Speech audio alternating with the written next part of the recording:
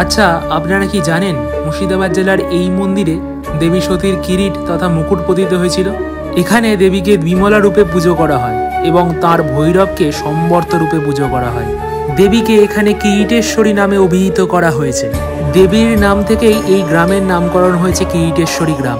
কথিত আছে আনুমানিক 350 বছর আগে যখন নবাব মুর্শিদ কুলি খাঁ মুর্শিদাবাদে রাজধানী স্থাপন করেন, তখন সেই সময়ের হিন্দু রাজারা আতঙ্কে মায়ের কিরিটকণাকে গুপ্ত করে রাখেন।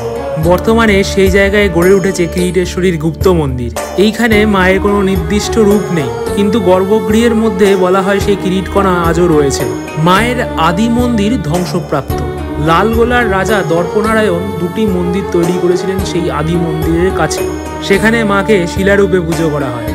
বাংলার অন্যতম প্রধান সতীপীঠ এই কিরিটেশ্বরী মন্দির। তাহলে এই জাগ্রত সতীপীঠ দর্শন করতে আপনারা কবে যাচ্ছেন?